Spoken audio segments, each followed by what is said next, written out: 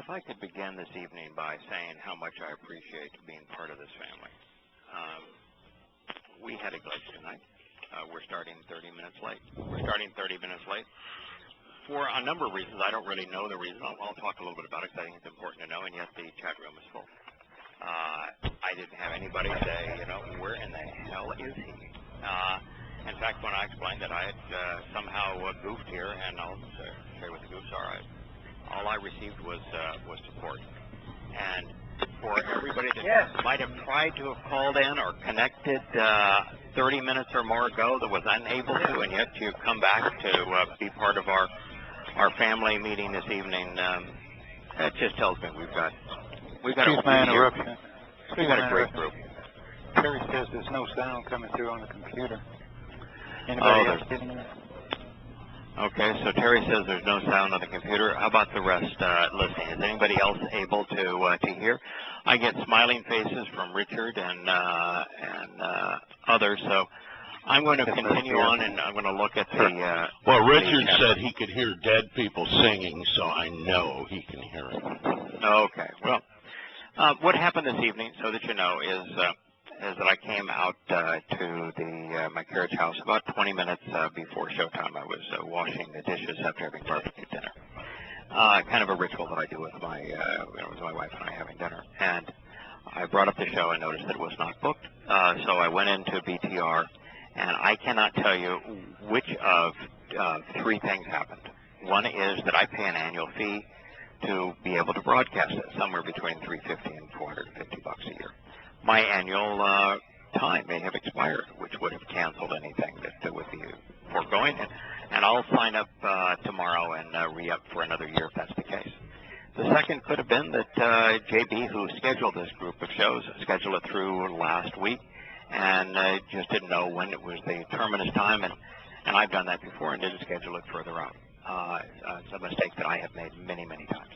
And that could be as simple as this whole thing. So I just couldn't figure out how to schedule episodes into the future. And then when I tried to schedule it, I was unable to do so in a timely fashion, so we ended up with this slot.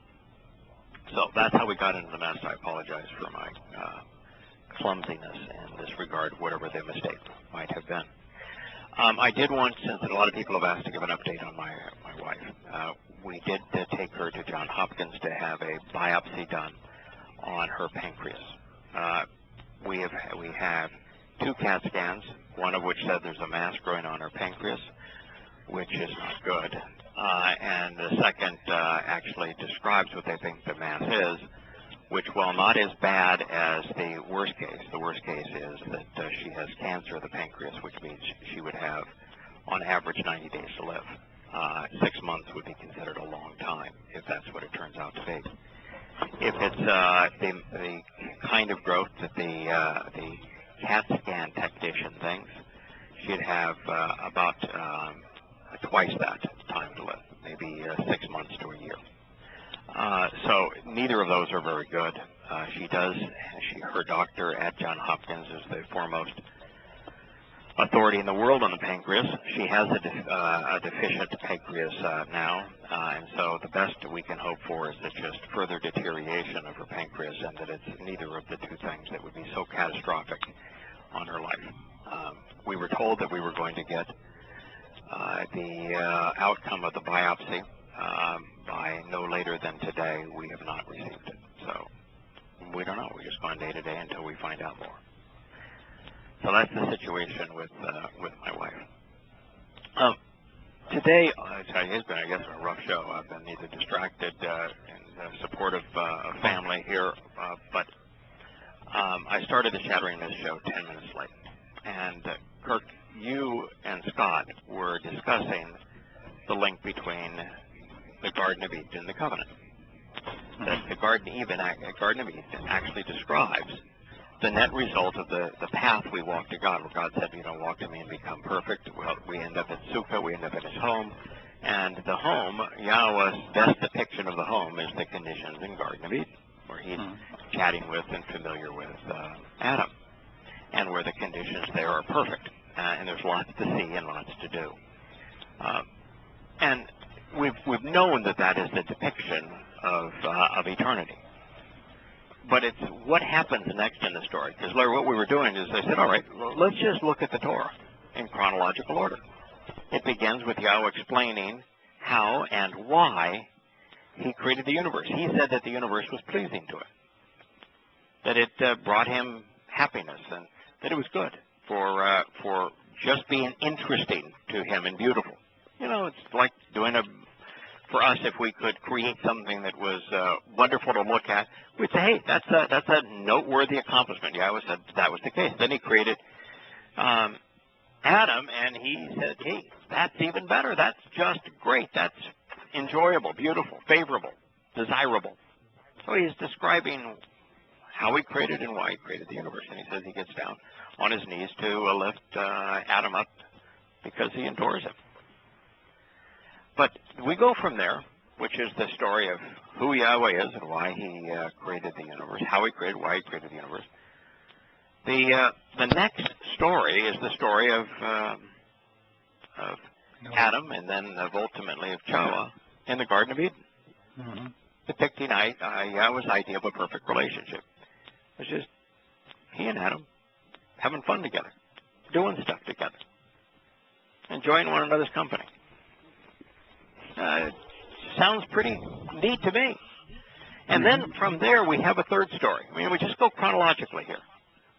What's the third story? Well, Adam and Yahowah get booted out of the garden, so there's an interruption in the relationship. The relationship has been hurt. It's been truncated. It's not dissolved. It's just suffering. It's not what it used to be. And so Yahweh wants to restore his relationship, but what he finds is once Adam and Yahowah get out of the garden, man, humankind becomes, well, like we are today. Repulsive, miserable, disgusting, and violent and abusive. And Yahweh just saddens by the whole thing. The whole purpose of the creation was to have a relationship with humankind, right? And humankind became way too repulsive to have a relationship with. So what's Yahweh's solution? He wishes he hadn't done it, just created man. And then he says, you know, I'm not going to give up. Got to be somebody out there. Thank you. Yeah. Somebody out there worth knowing. And it was Noah. It was Noah. It was. Yeah. And it wasn't just Noah. He wanted to make a point that it's family. I'm here to have a family relationship. And it was Noah and the 8 members of his family. Does 8 mean anything to you guys? Eternity. Yeah. Right. So what is he speaking about? Right. A family for all time, right? Yep. Right. So this is the part of it that it gave me goosebumps today. And I was just so glad that I was late to the show. We were talking about something I was ill-prepared to talk about, because all of a sudden it just struck me that, wait a minute, this is everything that you need to know. You know, Christians will tell you that you're saved through faith and it's not of yourselves. You don't have to do squat. You don't even have to bother to know God. You don't have to pay attention to anything he says. You're just saved through faith. Did Noah get saved through his faith? He had to have thought the same way. Yeah, no. Same way we do. What it struck me is, didn't Yahweh give Noah 5 instructions? I want you to build the ark this long, this tall, this wide. I want you to use this kind of wood, and then I want you to seal the wood using this kind of pitch. He gave him 5 instructions. That's right. Did he build the ark for Noah? No.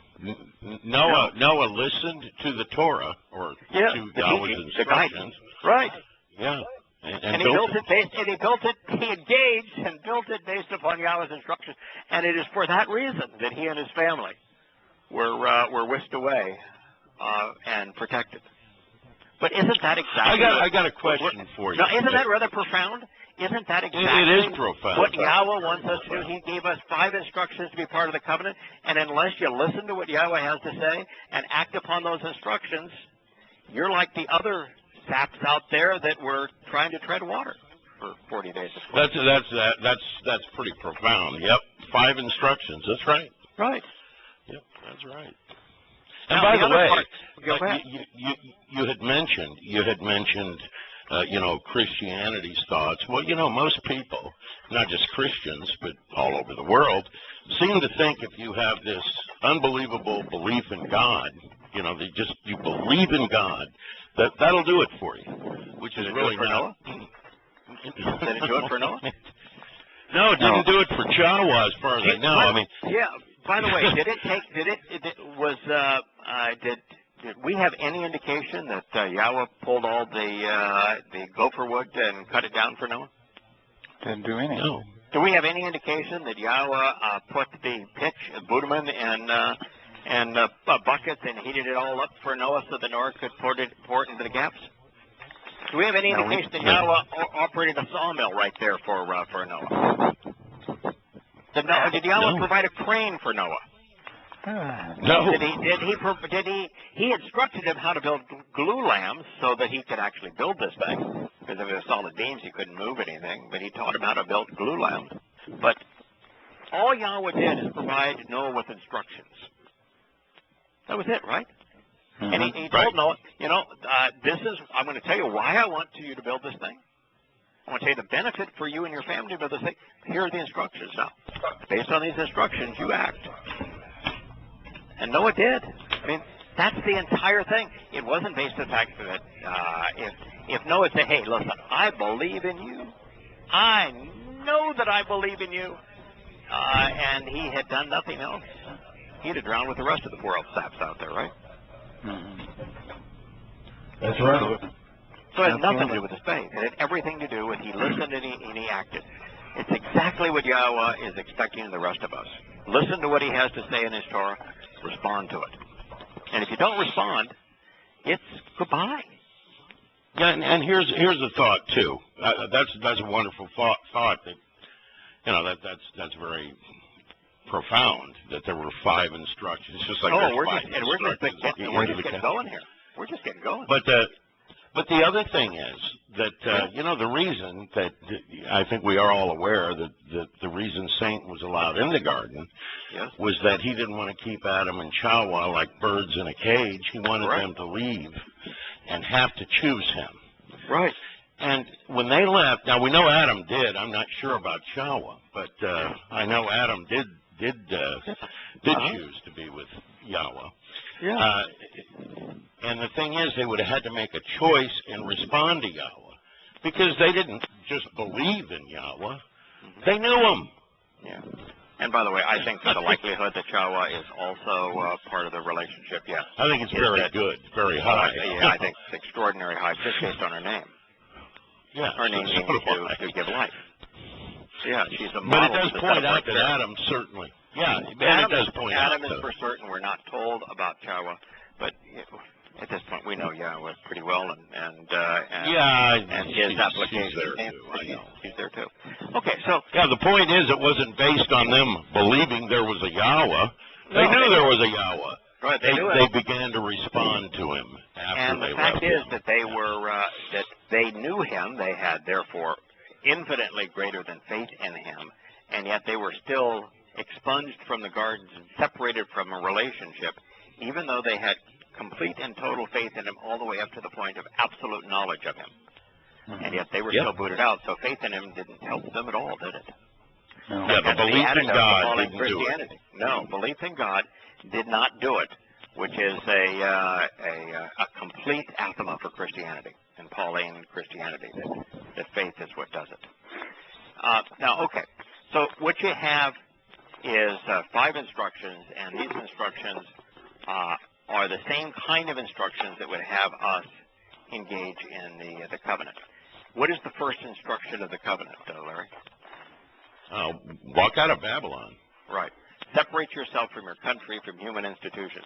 What did Noah and his family have to do? What was the single most challenging and if you were to take one thing from all of this, if you were to compare Noah and the people's response to him and Noah's response to them, what is the overriding theme of the beginning of this Ark project? Well, he listened to Yahowah. That's And he separated himself from the human institutions that were all saying, hey, man, you're nuts. They were right. I mean, he didn't pay attention to them. He didn't care. Well, no, it's beyond that. He separated himself from them. He says, yeah, I'm not paying attention to you guys. My family and I, we're on the first boat out of town, even if we have to build the daggone thing. We're leaving you guys. It's the only boat out. It was total and complete. It's like the Towrah train, man. Right, man. I'm taking the boat out of town. I am leaving you guys. And it's an exact portrayal of what it means to take a boat out of town and separate yourself from the rest of human dogmas and schemes. So the first part of the first thing they had to do happens to be the first requirement of the covenant. Yeah, they had to separate themselves. They had to become set apart. I mean, they had to decide that they were going to listen to Yahowah and they were going to follow his advice and be separate unto him in this ark versus being aligned with the rest of humankind. That was the first choice. What's the second thing? What's the second aspect of the covenant? You want to be part of the covenant? What's the next thing you have to do? It's one thing to walk away from Babel, from human religious and political institutions, from mankind. What's the second thing you have to do? Trust and rely on Yahowah. Correct. And what did Yahowah? Right. Yeah. Trust and rely on Yahowah. What did these guys? What did Noah and his family do? Yahowah provided them instructions. They trusted that those instructions would provide the protection, and the result Yahowah was offering. Yeah, they listened to him and they acted upon. Right. Which is number 3. You gotta act. No. Number 3 is walk to me and become perfect. Yeah, that's acting upon. So now that one wipes out Paul right there. Oh, okay. Walk to me and become perfect. What's the first step towards walking to Yahowah, Larry? That'd be entering the Pesach door. Right. Was there any conversation with this ark? Did Yahowah mention a door to this ark? Yes. In fact, a bazillion times, right? He keeps on talking about the daggone door, doesn't he? Yeah. Not a major issue on most ships, by the way. By the way, how many ships do you know that have a door? I hear Ships you. don't have doors, do they? No, ships don't have doors. This ship had a door, and Yahowah is fixated on put the door here. And did Yahowah say, hey, by the way, Noah, you and your family, you can go aboard this ark any old time you want, or did he say, now, this is the day I want you to go through that door? Oh, he told him what day. He told him exactly when. So what you've got is a specific door on a specific day. Does a specific door on a specific day remind you of anything that's part of the third requirement of the covenant? Yeah, that would be the Pesach door, which takes place on the 14th day of the first month. Right. At sundown. What is the second step to Yahowah for all of us? Becoming perfect. Yeah, becoming perfect. What is the overall symbol that Yahowah uses to cleanse us and make us perfect? Unleavened bread. He uses unleavened bread in this description. But what is the universal symbol throughout the Torah of cleansing? Water. Water. What happened the day they walked through that door? Amazing. There was a flood. Wow. More water than you can think of, right? Big hello. Started with deep ocean water. Right. Yeah. The vertical asteroid. And then water that came from the side, from underneath, and from above. Water everywhere. That's cleansing. That's matzah. And then what was the result? We had one family that had been restored from all of humankind. Yeah, they'd been adopted into Yahweh's covenant, right? By Yahowah, protected by his covenant. They were celebrating Bikurim that next day. Can you imagine the excitement of being born into Yahowah's covenant family on that day as you're watching everything that's happened around you and the whole rest of the world has gone away? It would justify everything you had done and said. And just imagine, because at Noah, he was so disgusted with all of these people yapping at him and giving all their religious and political pontifications and practical assessments. And all of a sudden, he and his family were free of them. And the only one they were with besides their family was with Yahowah. They were born anew right at that moment. Now, did it rain for 40 days and 40 nights? Yes. Now, after it rained, were they able to disembark that ark from that ark the day that it stopped raining? No. It stopped raining? No. How many days is it between Bokutim and Shabbat? It's 40 and 49, right? 49. Right. 7 sevens. Yeah. Right. You know how many days it took from the time that it Yeah. to the... I'm going to guess 9. I had never paid attention to it. So now what do we have? Because we That's reset the dove came back, and they had to send out another one, and finally that one came back with a olive branch, and then a week later it was there you go, 9. So what do you think? What do you think they were? Yeah, now I feel like an idiot that I didn't catch that, but that's so obvious. I didn't until this morning, and this morning it had nothing to do with Kirk. You're wonderful. It had nothing to do with me. It's just all of a sudden, the light went on. That's astounding, isn't it? That's astounding. So they're celebrating on the top of the mountain. They're celebrating exactly the same thing. Another fella celebrated on the top of the mountain on this very day. What day did Moshe receive the Torah from Yahowah on the top of Mount Horeb? That would be on Shabbat. It would have been 7 sevens plus 1. Yeah. So we have the enrichment of Shabbat at that very moment. And as a result of all of this, what has Noah and his family become for the rest of the world? A symbol. A symbol.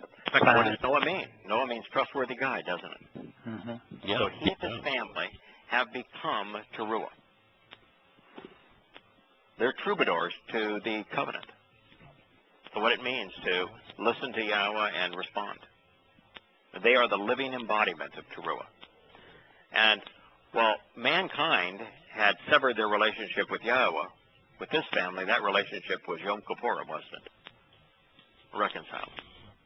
And then, without all of the bums on the earth, he and his family were celebrating Sukkah, living in God's home like it was the Garden of Eden all over again.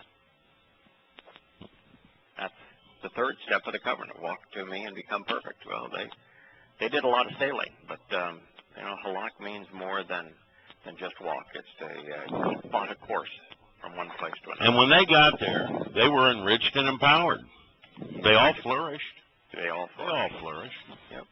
And became reconciled in their relationship at troubadour for this and living with God in his home. So the fourth covenant, the fourth requirement of the covenant, what is it, Larry? Well, to be enriched and empowered. No, the fourth. No, that's the benefit. The fourth. That's to be. Benefit. That's to be. Yeah, that's a benefit. Okay, the requirement is to. Well, you have to be adopted into the family. No, that's you know, Kirk. What's the fourth requirement of the covenant? You've got to carefully examine it and consider the covenant agreement. Right. That's exactly right. It's Shamar Mitzvah. And so, what did Yahowah say after Noah and his family were all safe and sound? Didn't Yahowah produce a rainbow and say this rainbow is the sign? Yes, he did. Covenant. Right. Yeah. Yeah, so, he did. So if the fourth condition to participate in the covenant is to observe it, Yahowah right there gave us all a sign that we could observe the story of Noah and understand the terms and conditions and the benefits of the covenant. That's the fourth step, isn't it? Now, circumcision is the sign of the covenant with Abraham, because the covenant with Abraham is about conceiving a family that can be part of Yahowah's family. Just as the rainbow is the sign of the covenant made with Noah, which tells us that these rains that he brought, this water that he brought to cleanse and to separate Noah and his family, because they listened to him and responded to what he had to say, will bring us new life. And that new life is depicted by all of the colors of light, because that's how we're going to be spiritually reborn. This is a spiritual story of Noah and his family. And we're going to be spiritually reborn into light. Wow, that's really good. You're sharp. No, I'm not sharp. I'm just telling you that Yahowah's a pretty good storyteller. That's a dot connector there. Yeah, the light when it comes to Yah, the story that he tells is always brilliant. It's always enlightening. Every element of the story fits together, and it's always consistent. That's the story of how the covenant relationship with Abraham and thus with us is told in a very pragmatic way in the story of Noah and his family in the ark. So when someone says, you know, they didn't know the Torah back before Abraham, you just go, I beg your pardon? What did Yahowah give to Noah that enabled him to build the perfect ship? A plan. Instruction. What is the Hebrew word for plan, instruction, teaching, and direction? Torah. Same thing he gave to Abraham. Same thing he gives to all the rest of us. So that's where we spent the morning, Larry, and it was a real profound eye opener. One of the most enjoyable times I've had in recent memory is just walking through the way that Yahowah tells the story and how it reinforces something that we've come to know, but is just so radically different than what everybody else wants you to believe. That the covenant has requirements, that there are 5 specific instructions that guide us to participation in Yahowah's family. And you either listen to what Yahowah has to say and act upon them, or you're left out, treading water. Now, I would ask you, Larry, did Noah at any point say, you know, that's too damn big a boat? Did he say that lumber's too heavy to lift? Did he say that pitch is really, really nasty stuff, and why don't we use beeswax instead? At any point, did Noah try to modify the plan to see if God would go along? Nope. At any point, did he question the plan? At any point, did he question the plan? He didn't. He just listened to the instructions. Did he at any point say, you know, God, you might be good with some stuff, but why don't you leave the boat building to me? You know, I know, but I know a say. Was there any of that? No. No, it sounds. Yeah, no, he didn't have any of the usual religious. Well, I know what you're thinking here, but I think maybe a big canoe will be better because it's easier for me to build. It doesn't take a lot of effort. And create a paraphrase, and I really make a boat out of palm fronds because they're a hell of a lot lighter. Yeah. What if I look at this symbolic? What if I just look at this symbolically, and I create the model of a boat in my head? Yahowah will know that where my heart is, and it'll all work out. Oh yeah. So yeah, I'm with you here. I mean, so I always want to take this a step further. If Yahowah gave Noah very specific instructions, very specific, I mean, there was no question. Yahowah said, this long, this wide, this tall, out of this kind of wood, put together with this kind of pitch. You know, the door goes right here, and it's right this size, and you go in it on this specific day. If Yahowah gave him very specific instructions, and Noah listened and didn't try to change any of them, and the result was that Noah and his family were protected by Yahowah, and their relationship was reconciled with the rest of the world, drowned. How would that tell you is the best way to respond to the terms and conditions of the covenant? By listening to what Yahowah said and responding in that appropriate manner, the way he told you to. Right. So if somebody and were in to our tell you, case, hey, it's mainly observe. You know, so Larry, if somebody were to come up to you, or Kirk, somebody come up to you and say, you know, I can't believe God would be so pedantic, and so mean that if some old guy wasn't circumcised but did everything else, that God would exclude him from heaven. Do we have any indication anywhere that God says, you know, my instructions really aren't all that important, and you can change them and modify them to your liking? I'll go along with whatever you think is fair.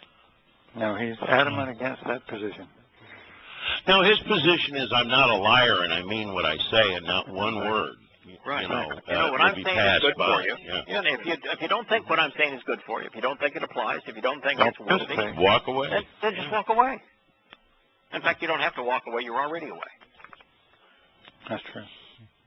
Yeah, in other words, don't come near me. That's fine. The whole notion of how far can we be divergent from Yahowah's instructions and still be the recipient of those benefits. And every time that I hear that, my immediate response is, why would you want to differ? Why would you want to argue with the architect of life? Why would you want to argue? Why would you want to renegotiate the best deal in the history of the universe? But if you do, why don't you look at, well, what happened to Abraham? Did he argue any of these points? No. No. Well, he questioned a couple of things from time to time, but he... He didn't but that's argue the point. No. What he did is he said, Yahowah, I don't understand. What am I inheriting? Now, I'm going to tell you, if not understanding and asking God a question, and I want to understand this, is changing God's position, then I don't understand communication. No. Well, we're all in trouble if that's the case. I mean, we're all in trouble. All what that is, I don't get it. I don't understand. Could you please explain it to me? And what did Yahowah say? You stupid, ridiculous, ungrateful idiot that would question. No, he showed him. Yeah, that's what he said. Yeah, that's right. I see it right there in Bereshith. Yeah. So what he says, okay, all right. You know, I get it. You don't get it. You're an old fart. Your wife's infertile. You don't have a kid, and I'm talking about an inheritance, and you don't understand what I'm talking about. Because from your point of view, you can't imagine much more life. You're already, close to 100 years old. You can't imagine inheriting something beyond what you've already lived. I understand that, and you can't even imagine you having a kid that's going to inherit what you have, because you don't have a kid, and your wife's infertile, and besides that, she's 90. I get it. You don't get it. But so I'll show you what you're going to inherit is light. Here, I'm going to take you to the spiritual realm. I'm going to show you the light of the stars. I'm going to explain it to you what it's really all about to be in the seventh dimension. That's what he did, didn't he? So Yahowah doesn't have a problem. So obviously, and then, by the way, immediately after he showed all of this to Abraham, Yahowah immediately says, I counted all of this to vindication and perfection and uprightness and righteousness to Abram, didn't he? Mm-hmm. Right now, Yahowah said, from that point on, man, we were good. We were good. He understood what I was offering. No more questions after that point. We don't find Abraham ever again questioning anything that Yahowah said. And so he's not testing Yahowah in the sense of saying, can we negotiate on this? The only thing that Abram attempts to negotiate with has nothing to do with the covenant. Nothing. Right. It has to do with destroying Sodom and Gomorrah. Right. Yeah, and so what he's asking Yahowah is a question of how many people had to be righteous in Sodom for him to spare the place. Mm-hmm. And he kept on asking Yahowah different numbers. Yahowah's not changing his mind. There's no indication Yahowah's changing his mind. He's just asking, if there were 100, would you spare it? Yeah, I'd spare it for 100. Well, how about, 50? Yeah, I'd spare it 50. Well, how about 10? Yeah, I'll spare it if there are 10. Did he not spare humankind and there were 8? Mm-hmm. I got a question. Kirk, if you and your wife were the only 2 people alive, would he have endured everything he endured on Pesach and Matzah for you, Terry? Absolutely. Absolutely. He'd have done it all for Adam, wouldn't he? Absolutely. By him saying, yeah, I'd do it because there was 10. Didn't he say that there will be tens of thousands and, thousands and thousands amongst millions? Millions, one in a million. Yeah, about one in a million. Yeah. Yahowah he's trying to say, yeah, I would spare life and the opportunity to be in this covenant relationship if there was one person there. Yeah. You know, it tells you how special it is. How special it is. Family. How special it is. You're exactly right. It also tells you that there's no religious groups with masses of people that could be correct. It just isn't so. It couldn't be. Couldn't be. It isn't. And so we have in this story with Noah and reaffirmed with Abraham. I know a lot of Christians and a lot of religious people think that Abraham was negotiating with God and God was negotiable. Read that story. God's not negotiable at all. Abraham is asking God questions, and God is answering his questions. We are empowered, we're authorized, we're encouraged to seek answers from God. He wants us to question.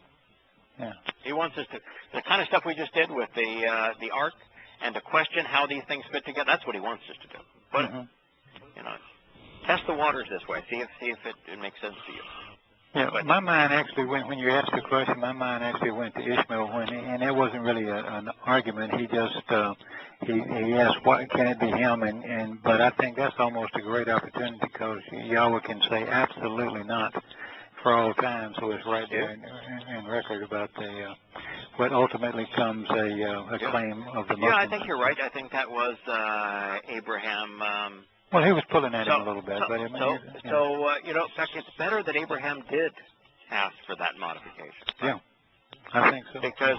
Because what was Yahowah's answer to modification? Absolutely no. Absolutely no. I won't even consider it. Absolutely, unequivocally. So it reinforced it. Right, it reinforced it. So what is the likelihood that Yahowah is going to say, I'm going to accept an entirely new plan articulated by Paul of salvation through the gospel of grace? It just gets more ridiculous, doesn't it? I mean, you just can't. No. Yeah. Wow. It gets to be wholly and completely ridiculous. So we get right back to where we have been for a long time, which is that the covenant has terms and conditions. The Torah exists to present those terms and conditions. And we either listen to Yahowah and accept those terms and conditions and act upon them, or we're outside treading water. And Yahowah's not going to change them. No. He's not going to modify them. Absolutely not.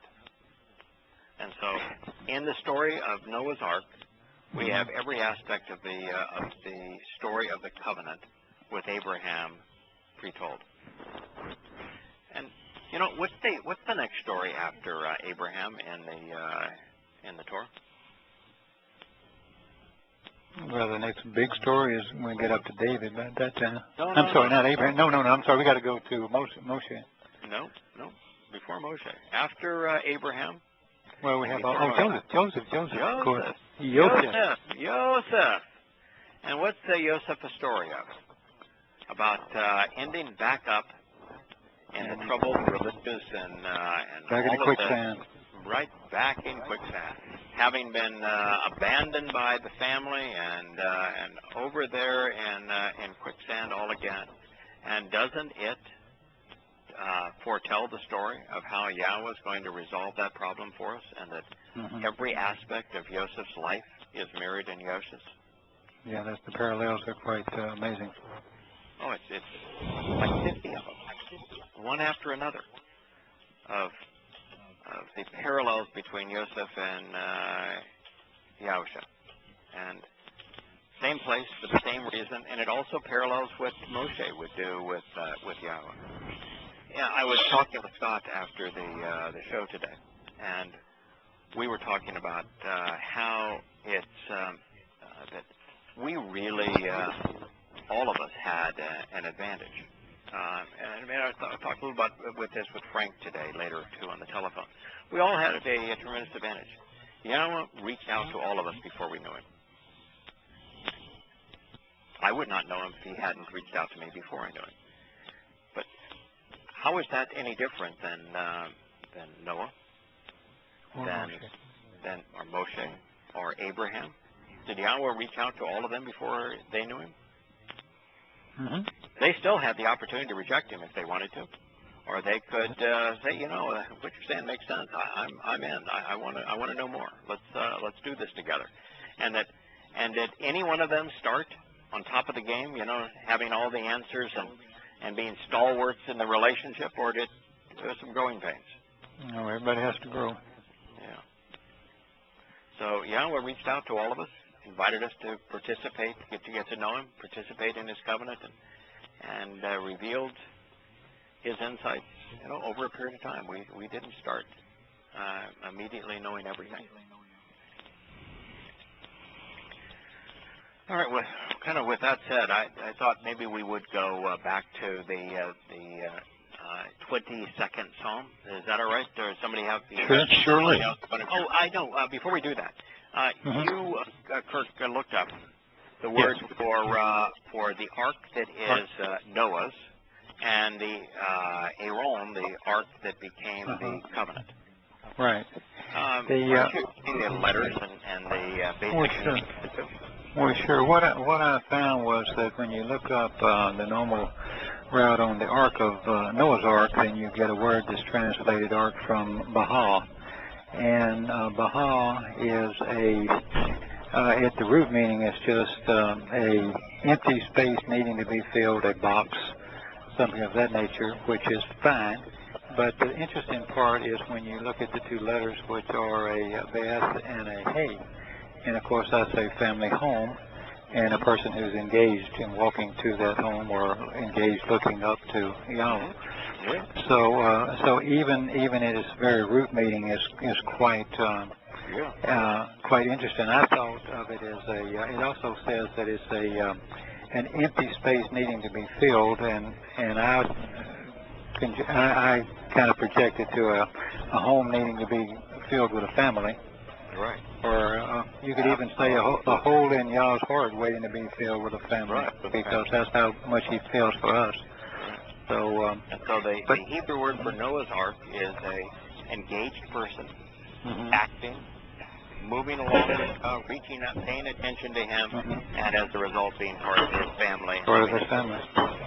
Being part of the home. Entering the home. How could you have a word any more perfect to describe that ark, and how much do we lose? We just call it Noah's Ark versus Yahweh's home for engaged and observant individuals.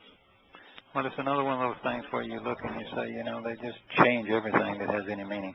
So it just is so hard if you don't do your homework. So here the letters are profoundly more insightful than are the definitions.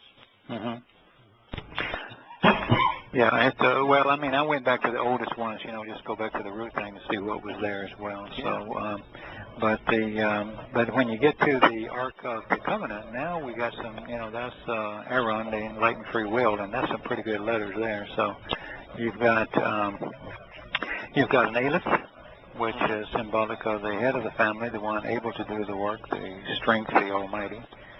You've got the next letter, of course, is the Rosh, and the Rosh is the head of a man, or head of a person, I should say, man or woman, and that's one who sees with their eyes, Shama, or hears with the ears, Shama and Shamar, can speak, and can pay attention and study. And then we have the Wa, which we all know is the one we use as a conjunction and, but it always implies that it is to enlarge something and to increase something. In this case, obviously, we're talking about the family. And the last, I'm sorry, go ahead. And to make connections between things. Sure, connections between, exactly. Well, the and, a conjunction, And then, of course, the last letter is the Nun, and the Nun being the sperm, which is a symbolic of the inheritance of the family and that growth of the family. So you have Aaron, enlightened free will. You have an authority with the power and the ability to do the work, to gather the observant person, the one who shamars Torah, the enlargement of the family. And the enlargement of what family? Those that are those who inherit all that Yah has to offer. Yeah. I mean, that's big stuff where I come from. Yeah, the sperm, those born with an inheritance. Yeah. Which is the whole purpose of the covenant, is to be born with an inheritance. Mm-hmm. And Yahweh chooses the words. I mean, this is, he chooses the alphabet, he chooses the words, and he puts them all together. So, I mean, where you turn, same story, even more profound and more insightful. You know, I sent you guys an article that, you know, on second thought I wish I hadn't sent because I sent it before I read it. And somebody was using numbers to associate, I think it was Jesus Christ with it was Jesus with the number 666. It was the USA with the number 666. It was by using 9 and the English alphabet. Yeah, which has nothing to do with anything, as far as I can tell. Jesus has nothing to do with anything. Christ has nothing to do with anything. The English alphabet has nothing to do with anything. If you apply numerology to the English alphabet, you're absolutely wasted your time. Hebrew letters were used as numbers. The Aleph was the number 1. The Beth was the number 2. So Hebrew, the numbers mean something. You want to apply numbers to Hebrew to deduce meanings, you're on solid ground. Mm-hmm. But if you do so in any other language, you're just wasting your time. Yeah. And that's what struck me about all of that, is that you want to look at the letters that comprise the words in Hebrew and see how they were drawn to understand what the words mean, because Yahweh chose this alphabet, he chose this language, and he did so to communicate to us deep and profound thoughts on many different levels. And this is a great example. So is the story of Noah about building boats? Is it about floods? Hardly. Hardly. And by the way, just to piece it all together and how we should have figured this out long ago, what does the name Noah mean? Trustworthy God. Trustworthy God. Yeah. So what are we being guided to that we can trust in the story of Noah? Yahweh's instructions, I believe. Take us to him. Yahweh's instructions take us to him, right? And that the instructions, the terms and conditions of the covenant, if we listen to him and rely on him, we will end up in a fine, fine place. Yeah. Pretty straightforward, but awesomely inspiring. Yeah. Well, when we got down to the days especially, and then it was 9 days later. Yeah, that was pretty cool. They were enriched and empowered. Yeah. They sure were. Got to send those 2 birds out, and then it was a week. Oh, there you go. Okay, to the enduring and everlasting, Laha Nasha, concerning the dawn, the sunrise of the Almighty's assistance, a song, a mizmor of dode, of love. It's kind of interesting that he would use ha-shakar and then el for assistance in this opening. And we're going to go through the beginning of this relatively quickly to get back to where we were the last time. That's Psalm 22:1. So, enduring and everlasting, so to the enduring and everlasting, concerning the dawn, the sunrise of the Almighty's assistance. The Almighty's assistance was because the sun rose. The Almighty's assistance is because out of the darkness of Sheol, the light was seen. The light emerged. He saw the light again. And the fact that he was reunited with the light of Yahweh, which is the set-apart spirit, that is the dawn of our beginning. We have no means of celebrating Bokorim without the light that shone on that day out of the darkness of Matzah. And this is the celebration of Yahweh's, the dawn of Yahweh's plan of reconciliation taking place on Pesach, Matzah, and Bokorim. So this begins by announcing that this is the dawn of everlasting life. A song with lyrics composed out of love. Pretty strong introduction. I would pay attention to this. But what follows is the single most important clue. I don't think there's a clue in all of the Torah, prophets, Psalms, or even the words recorded by Yahuwah and Mataniah that are as overall instructive as these words. My God, why have you forsaken me? And what do you think, Kurt, Larry? Why do I think that those are perhaps the most important, most insightful words in the totality of these things that we've been discussing? Well, for me, is you immediately realize that you can't make a God out of Yahusha. He's not a replacement God. He is separated. He's going to die, and God don't die. That's correct. That is. He can't be separated from himself. So that is correct. A dying God, all of a sudden, is an impossibility. How about another profound? By the way, well, we're also saying on profound things that is stunningly profound, because what is the basis of Christianity? That God died for your sins. This explains that God did not die for our sins. God's not dying. He cannot separate himself from the physical body of the sacrificial lamb that is died. So that's really profound, but there's more to it. More to it than that. I mean, well, there could not.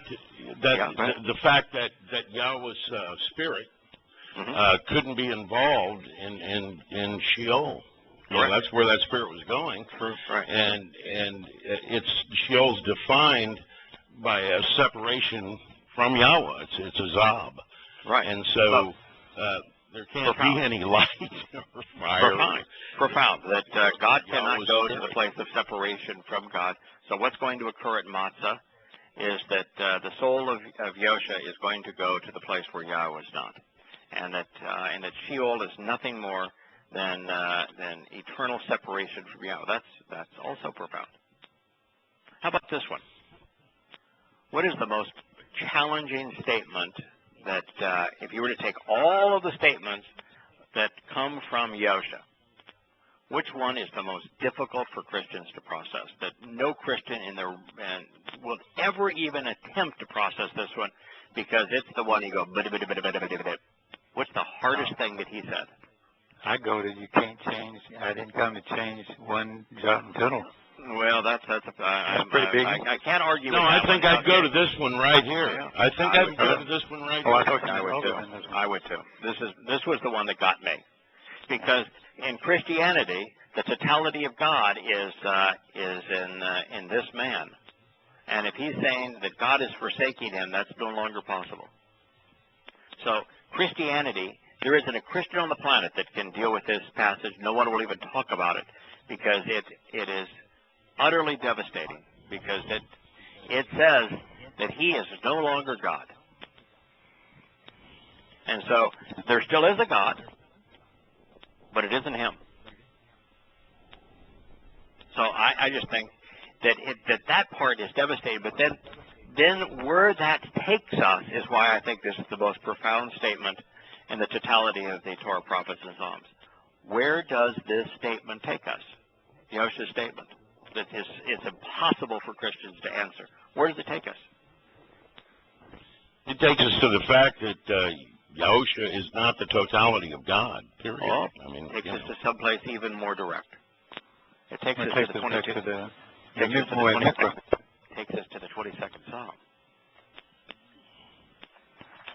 He's not asking a question. It absolutely does. He's not asking. Listen, if God, Yosha, even though he's not Yahweh at that moment, because the set-apart spirit has left him, he is still the most extraordinary person that has ever lived, the smartest, most extraordinary, best-informed person in the entire universe. He is not wondering why God has left. He's not asking Yahweh why you have left me. He knows. So what is he doing? Telling us. He's reciting the 22nd Psalm at this moment. Why is he reciting the 22nd Psalm? Because he wants us to know why he's there. And when you read the 22nd Psalm, you come to understand why he's there. Yeah, sure you do. What else do you come to know by reading the 22nd Psalm? I'm sorry, say again? What else do you come to know if you realize that Yosha was quoting the 22nd Psalm because he wanted us to consider it in light of what was happening there? What else do you come to know when you read the 22nd Psalm? Whenever you need an answer, you go to the Torah. There you go. How about this? That since crucifixion Roman style and flagellum whipping Roman style were specifically presented in this 1,000 years before that form of crucifixion existed, 750 years before Rome even existed. Oh yeah, it's proving prophecy. It's prophetic. Right. It's prophetic. It's proving the divine inspiration of what Dode wrote. Correct? Mm-hmm. That's right. So now you can trust everything Dode wrote. There is no way that Dode just happened to foresee Roman-style flagellum whipping followed by Roman-style crucifixion and all of the scientific aspects of crucifixion that wouldn't be known for another 3,000 years. Yeah, and you get people that talk about, I've had a couple people say, oh, there was a crucifixion before that. No, there wasn't. Not in that style, there wasn't. No, there wasn't. No, the Assyrians came up with it about 400 BCE with ropes. Yeah, and Roman-style crucifixion didn't begin until somewhere around 50 BCE. No, it didn't. That's just the history of it. And it's even today, we are just now seeing the first archaeological proofs that Roman-style crucifixion with nails actually occurred at this time. And it's just in the last 5 or 6 years that we have found evidence that it occurred in this way. Well, I do recall a Time magazine article that ran a story where they had found they found a spike to a foot. Yes. So I mean, there's plenty of information out there if you're looking. I mean, it seems to be, you can't argue the point. Yeah, and they did, and it was a person named Yahowah, and it was in the second, the late 1st, early 2nd century CE, by the Romans in Israel. All right. So that's another thing that we learn. I think there's something even more profound that we learn if we read the 22nd Psalm. And my conclusion is, maybe I'm wrong, but my conclusion is that the 22nd Psalm is the best eyewitness account explaining not only the rejection by humankind and the ultimate sacrifice of the Passover lamb on Passover, but it's the only eyewitness account of precisely what happens on Matzah. The only one. It gives us an eyewitness account of what's happening on Matzah from that dark perspective, and then of what happens on Bikurim, and how those 3 days play out, and precisely what's happening on those 3 days. You find none of that in the Christian New Testament. You don't even find that in the eyewitness accounts. It's only here. In fact, if someone did celebrate that as a Christian, not a sense of celebrating, but if they did acknowledge it as a Christian, the only place they can find is in the Torah, and then they got real problems because Paul said the Torah is annulled. Yeah. Now the Torah presents the doorway, and it presents matzah as cleansing, and it presents Bikurim as being born and adopted into Yahowah's family. It presents what these days represent. It tells us when to celebrate them. The fact that Yosha would celebrate them on these days, and that he himself was the living sacrifice and the beneficiary of these days.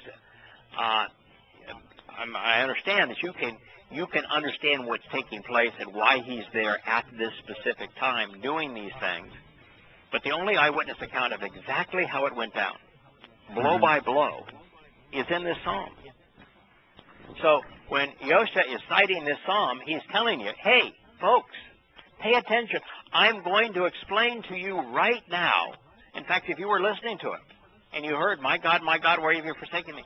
It's the opening line to one of the most empowering psalms that Dode ever wrote. And so anybody that was paying attention would go to the psalm and say, Okay, he just recited it. Maybe that's where I should go. Mm-hmm. And for that reason, I think this is the most important statement and the totality of of what we read. I don't know if there's anything else that's more insightful than this. No, there isn't. There's a pretty good painting, a pretty fair picture in, Yahowah as well. Yeah, there is. Yeah, there is. But the one in Yahowah, while it is derived from the whole experience of the Passover lamb, and it talks about how that he will come back into the light, which means that his soul was reunited with the set-apart spirit. Well, that is a marvelous. And he does say, extending his hands and arms, spreading himself out for our sake. Yeah. But I think this one, because it's in the first person. And by the way, I don't want to make the argument that Yahowah ever tells us something like this in one place. No. So, if you needed help understanding the 22nd Psalm, the natural place to go is the presentation of the sacrificial lamb who took on the sins of the world, not for himself, but for us, in Yahowah 53 and 54. So that's the place you're going to go if you want to know more about the fact, because he's doing this on Passover. So I would agree. It's just he's taking. It's a combination of both of them, but he said what he said, right, making it clear. I mean, he did draw everybody's attention to Psalm 22. Yeah. I mean, that's what he did. So I understand that Yahowah, really most of Yahowah is really talking about him and the role that he's playing as the sacrificial lamb, but particularly. Yeah, I've never gotten over, and we talked about this last week, how people just get around this stuff. I mean, how do you just blow by this? I don't get it. You wouldn't want to if you have a brain. I'm just wondering why people allow themselves to get pulled over this stuff. The name that Yahowah chose to define this mission of the diminished manifestation of himself, set apart from himself, is Yahusha, meaning Yahowah saves. And so the next thing out of Yahusha's lips, now that the set-apart spirit is no longer with him, now that he's no longer Yahowah, is away from Yahusha, are the words of my distress. He is no longer Yahowah saving us. No. Yeah, I know. I know. Yahowah had to leave because Yahowah can't die, and Yahowah can't go to the place of salvation. But he can sacrifice something very dear to him. He tells us how highly we ought to respect our soul, because our soul is the unique thing that makes us special. And this is his soul. Mm-hmm. He has a soul for this express purpose. And right now, Yahusha is the furthest word from his distress. And, by the way, Yahowah's not going to be saving this soul. He's going to let this soul endure the wrath. What did he say in 2 Shamuel? When he is associated with... He wasn't going to spare the rod at all. Spare nothing. Right. That's what's happening here. I continually call out, we talked about this the other day, Torah. What is Passover? It's the first of that's a mikvah. That's Korah. Right. That's an invitation. Yeah. Right. I'm telling you that here I'm celebrating the mikvah for you. I may not be celebrating it at the moment. I'm observing it. That's one of those signposts you talk about where there's a finger, and a thumb, and it's going, look, dummy, look, dummy. Hey, dummy, look. The cartoon finger. And dummy is kind of a fun perspective, because Yahowah is really smart, and by comparison, we aren't very bright. But there are places where Yahowah refers to people as morons, and there are morons that come to see the light. I think once we become his kids, I think he realizes, okay, we are flawed, or we're a long way from being empowered and enriched like we're ultimately going to be. And I just think, he's as happy as he can be that we're figuring it out. He's not in any hurry. Mm-hmm. He's not in any hurry. We figured out he's happy as he can be. So I continually Kara, my God. Well, if he's Kara and his God, guess what he isn't? Yeah, he's not there. He's not answering. Throughout the day. So that the rest of that day, he's not God, because God can't die. In fact, Yahowah didn't even answer, did he? No, he did not answer. You know why? Because that body now had to be estranged from God, because what was laid on the sacrificial lamb? All the sins of the family. So guess what? Yahowah could not answer.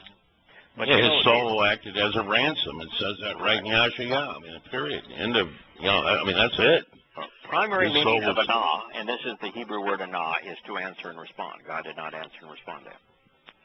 Nope. By the way, if you're covered with sin and you don't have the benefit of Pesach and Matzah, God's not going to respond to you. God did not respond to him because now he's slathered with all of this sin and yuckiness.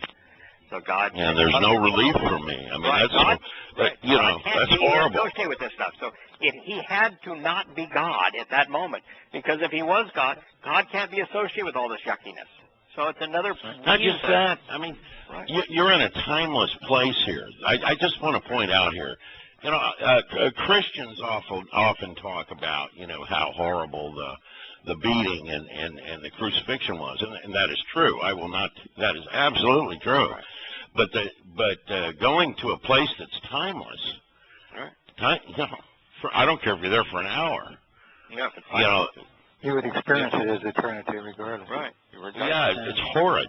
It's horrible. But the most important thing to take here is the realization that he is not God at this point. The body on that pole. It's the soul of a man God. at that point. It can't be God for two reasons. Well, three reasons. We've talked about two of them. One reason is God can't go to the place of separation from God. The other one we've talked about. God cannot die.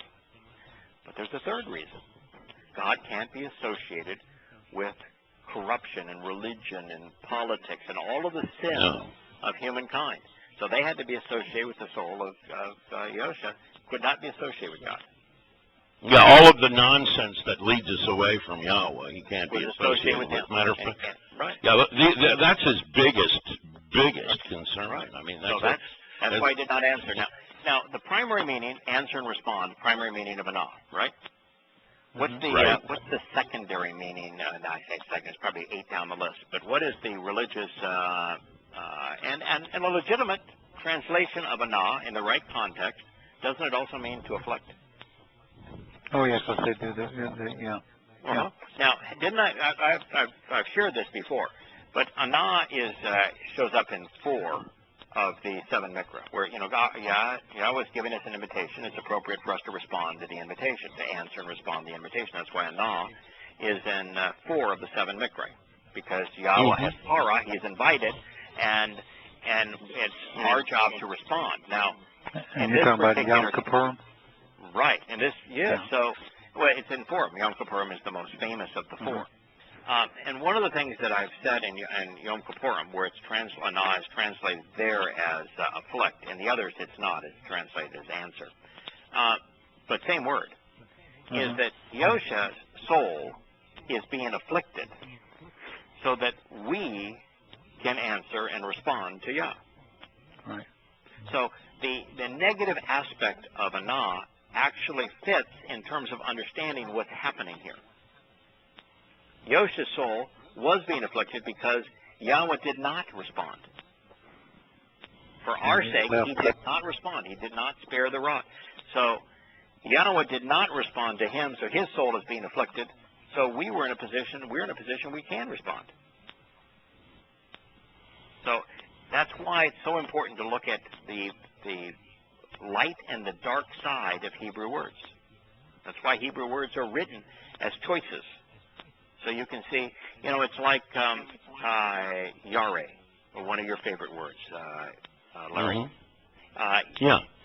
Yareh has a flip side for a reason, because you will either come to respect and revere Yahowah, or you will come to fear him. Yeah, and fear isn't good. That way. Every time Yahowah talks about the people of fear, they're cowering, they're powder, they're beaten into powder, into dust, into the ground. I mean, there's nothing good that comes out of fearing Yahowah, not that I can see that he's ever written. But it's going to happen to the majority of people, because they're ultimately going to encounter him, and when they encounter him and they're ill prepared, it's going to be, whoa, food is not good. So he says, you do not answer, Anna. And by night, in the absence of light and the darkness of room, there is no relief for me. There is no sound for me. There's a total silence. So, you know, he's in the place of separation from God. He has thrived on Yahweh's every word. He's become the living embodiment of the word. So in the place of separation from Yahweh, the thing that he misses the most is listening. Talking to him. Talking to him, listening to him. Now, he can still talk. He can't hear him. No response. He can't feast off Yahweh's testimony or Yahweh's words. He's been the living embodiment of Yahweh's words, and all of a sudden now, there is no Yahweh to listen to. That would be us in the ultimate darkness place, is not having God to listen to. That's where he found himself, without even being... And hopelessness. It's hopelessness. Without being able to listen to God. I'd be miserable if I couldn't read this stuff anymore. Oh, man, me too. I would absolutely be miserable. But you are the set-apart one. Wow. Talking about, Kodesh. How is the Spirit described? Kodesh. How is Yahweh's name described? Kodesh. How is the covenant described? Kodesh. How are the mikvah described? Kodesh. Set apart. Right. And what happens at the moment Pesach is over? What day of the week is it? It's the Sabbath. Right. Starting Friday evening is the Shabbat. What is the Shabbat? Is it not also Kodesh? Mm-hmm. Yeah, it's Kodesh. So he's saying, you are Kodesh. Establishing the renown and reputation of the Roman Catholic Church. No, I'm sorry, of the Christian Church. Yeah, it was right after he said, like lions, you maul my feet. Yeah, okay. Now, I got that word wrong. What word are you translating for church? Yisrael. Oh, but we are told by some people that there's a new, true Yisrael. Yeah. This is Yisrael, the true, one and only, never changing, Yisrael. What does Yisrael mean? Individuals who persist. Yeah. Individuals who persevere, endure with Yah or God. Yeah, and who engage with Yah, with God. Yeah, that's what Yisrael means. So why do you have to go find somebody who's the true Israel? That's them. Israel all you got to do is translate the word. It's what it is. It's astounding, isn't it? It's astounding. Yeah. No, I think there are. Do I think there are multiple ways that you can interpret Israel? To be fair, yeah, I think so.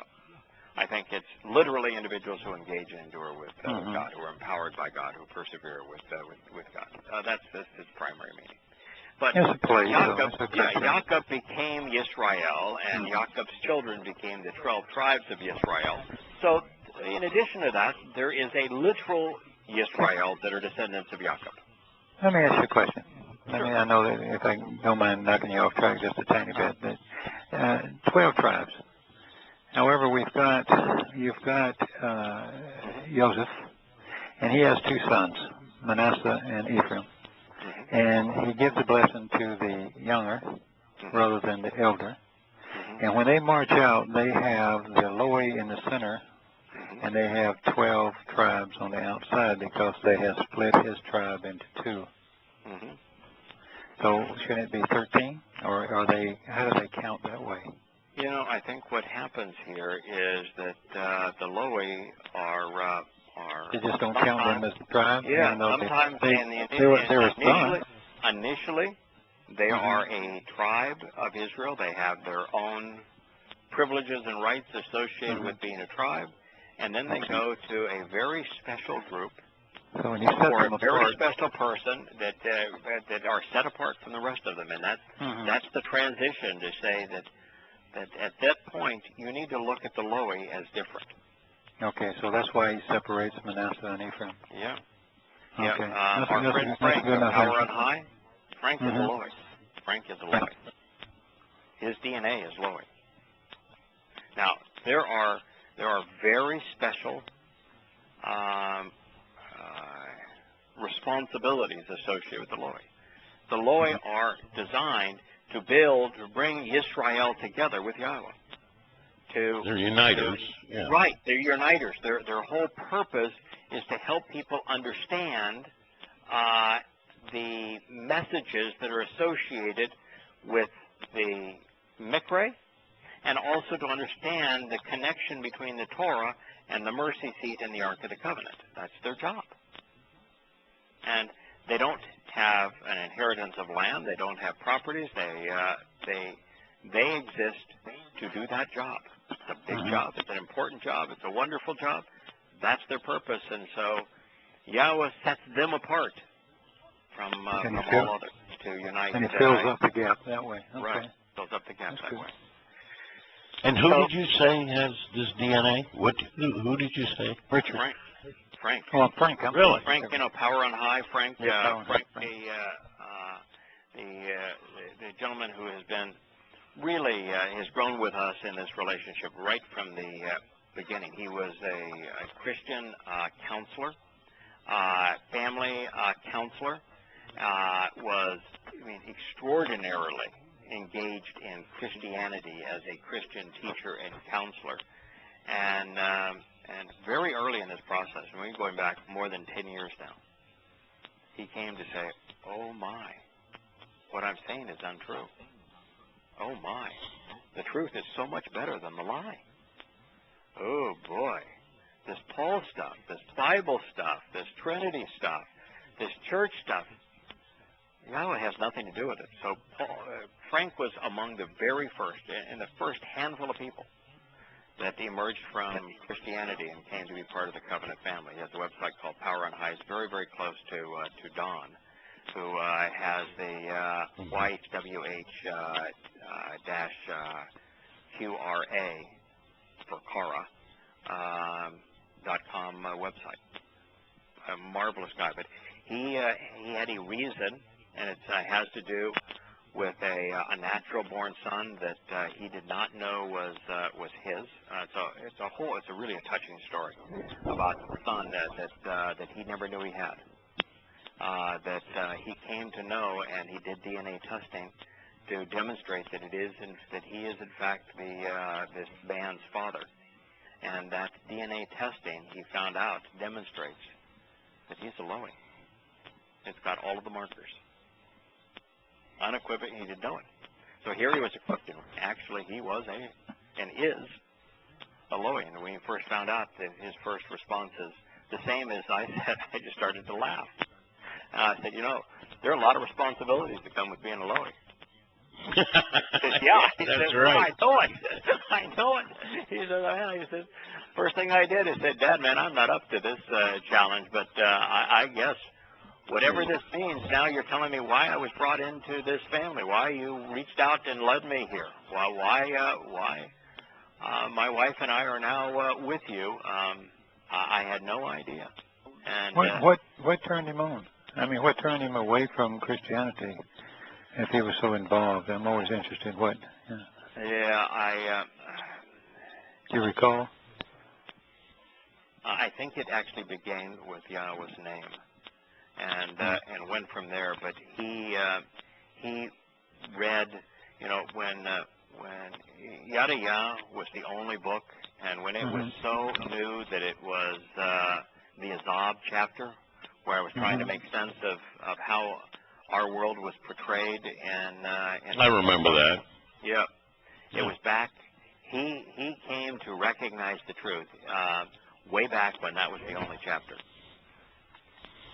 He and Jeff Brill are the two people that strike me came to know the truth when that was the only chapter. In other words, they were. It's kind of like I think you, Kirk, at the moment you and your wife found that many of the things that you just knew had to be wrong with Christianity, and you knew were wrong with it, and things that you felt strongly had to be different about who God was, and then all of a sudden you're confronted with Yahowah's testimony in a blunt, bold, in-your-face sort of a way, and it resonates, and everything he's saying is exactly what you thought it had to be, and you go, wow, I got to learn more. He was that, and he was one of the few people that is religious who said, I'm going to go where the words lead, regardless of where they lead. open to it. So that's the story of Frank. He and where's Frank located at? Washington State. Washington. Okay. Yeah, he and his wife Diane. We talk regularly. In fact, Frank called. We talked for about 45 minutes today. He typically listens to the archives of this program, although he and Chuck, who is part of the, normally would be part of the chat room here, and Richard, who I know is part of the chat room tonight, and who posts all of these programs on the blessyahowah.com site, have a group after the show. So Frank, his wife Diane, Don, who was with us 2 weeks ago, and gave was previously a Seventh-day Adventist, and now has the YWH Torah site, the ex-Marine. Chuck, which is CB on our chat room, I believe that's the same Chuck, and then Richard, who has the Bless Yahowah site, talk for an hour after the show. Now they can talk for an hour after the show because they're in Pacific time zone, so it's not so late for them. So that's the Frank that I'm talking about. In fact, Frank sent me today something that was profoundly important for his son's recent awakening, and that is he took the translation of the 119th Psalm and then added in colors the New Living Translation, the King James Version, and one other version to it, and published it. And then when you see what Yahowah actually said and you compare it to the English translations, it's a real eye-opener. And he put them right there just so that his son can read through it, and it really had a profound influence on his son today.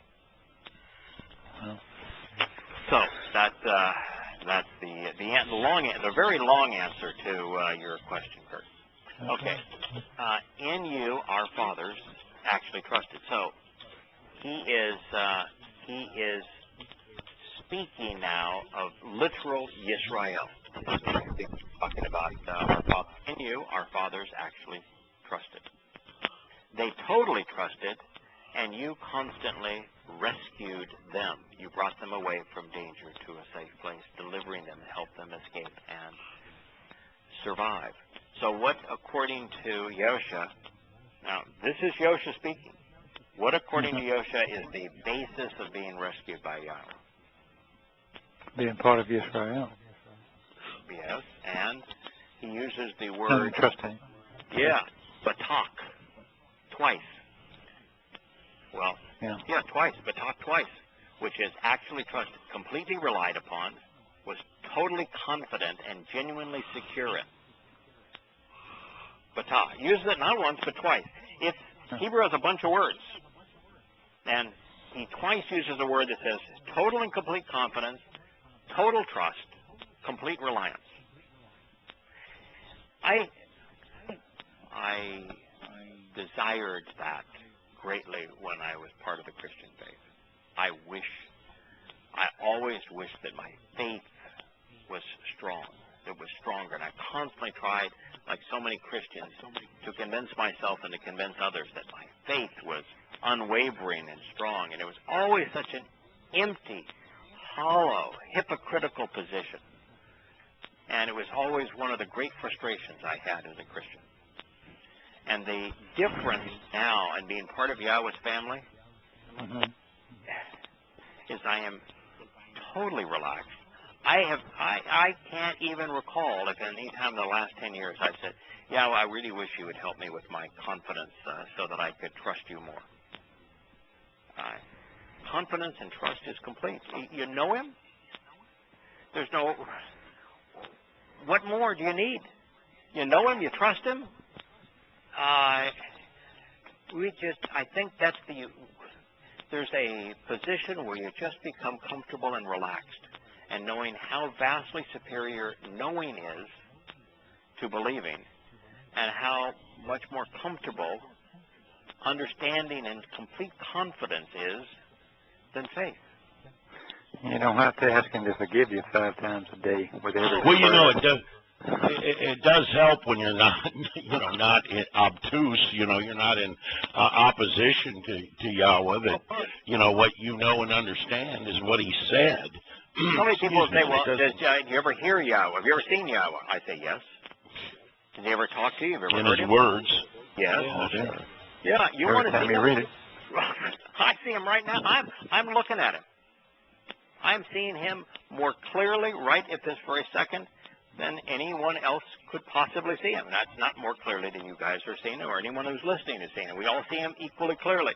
All you got to do is look at his words. All you have to do is recite his words, and you're listening to him. Yeah, Yahowah didn't say, look at the visual of this guy who's come along. He said, he's the Word. He's the Word.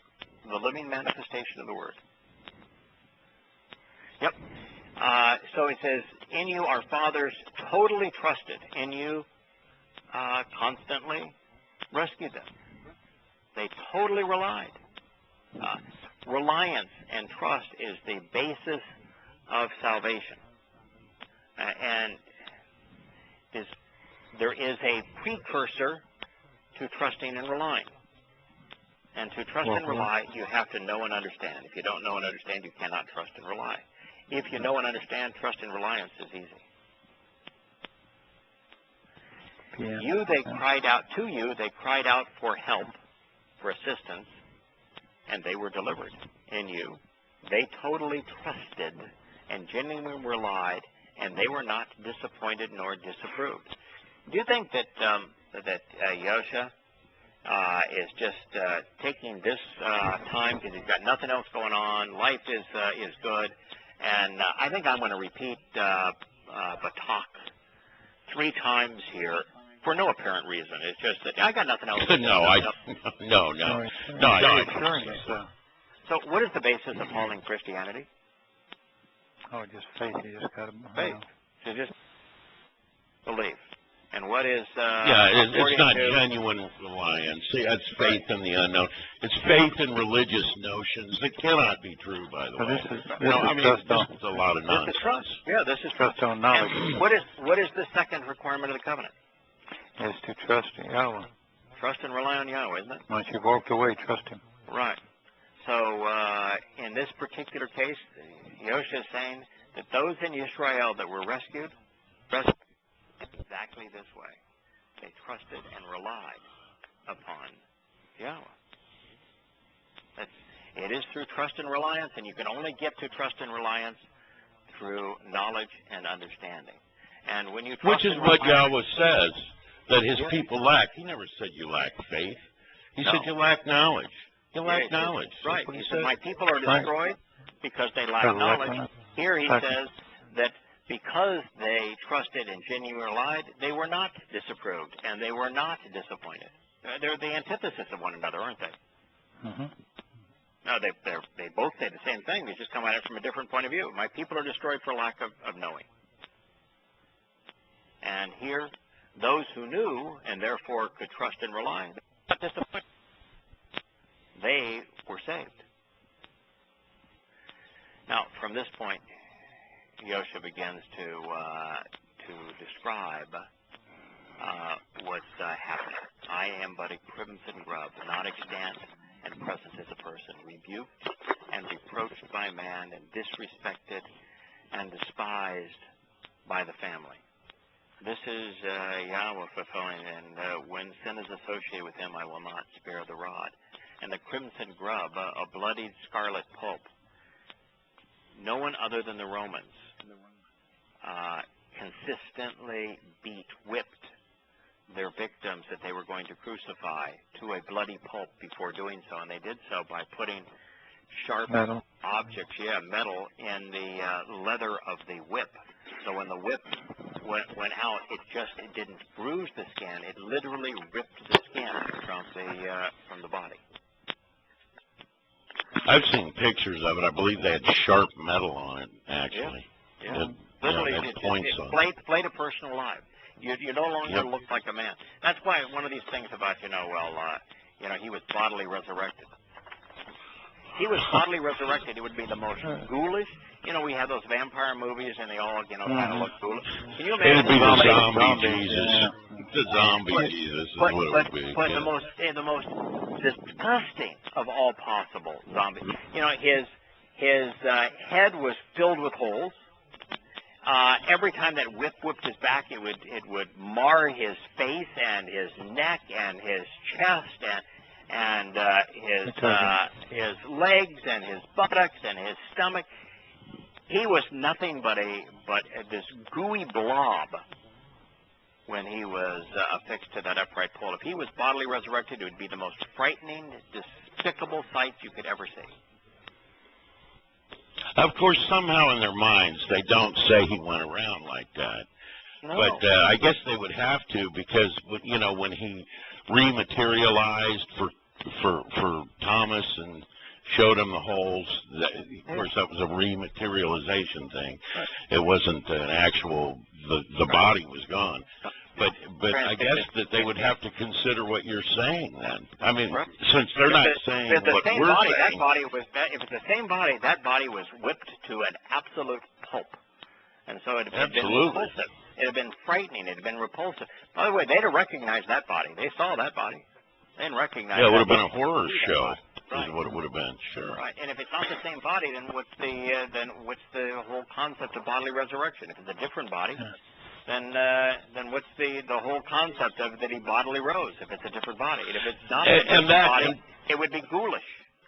And by the way, that's very important. You know, when you finally figured out and shared with the rest of us, and then we could clearly see it right in the PSOC instructions.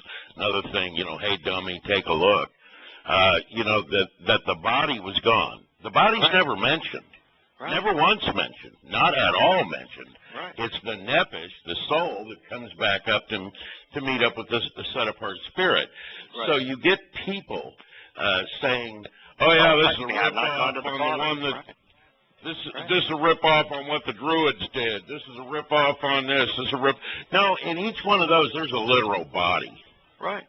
There's a literal body resurrecting. There's no body resurrecting here. You know, like Dionysus, Bacchus, Tammuz. It's a physical body, which is why they have the statues to him. Yeah. Yeah, the statues to all of them. You know, and they think it's a literal body. No, it's not a literal body. Could he manifest a material form? Absolutely. That's the nature of the transition between energy and matter. But, go ahead. By the way, Thursday we went off at 6:30 out Pacific time, so. Yeah, we're still recording. It'll be part of the archives. Okay. And you know, it's 9:34 here at the East Coast. And my days have been rather full here recently, so we'll all understand. Probably it's a good spot to stop. We'll pick up next Friday. Next Friday, I'm actually going to be in Ohio, and so I'll be able to do this from Ohio. I'm really looking forward to doing that. Well, I wish you and the wife a good Shabbat there and a good weekend. Yeah, thank you. And I'll re-up with BTR for another year, and then I'll have JB see if he can fix this up in terms of some more shows. So we'll not have this problem. But for those who are listening to the archives, it's nice to be part of a family that is accepting and is just joyful to be around. Nobody complained. We ended up, even though we started an hour late and there was half an hour late, and there was no way to. And every sign was, we're not going to be here tonight. And yet the chat room was full. It's still full. Yeah. And, well, I love these shows. Me too. And I love the family. Yeah, I love the family. So we've got some wonderful folks we can spend eternity with. Well, you guys have a good weekend. I am out of here. Okay, Larry. Yeah. Thank you. Okay, buddy. Thank Happy you Shabbat, both of you and your families. Yeah. Good night.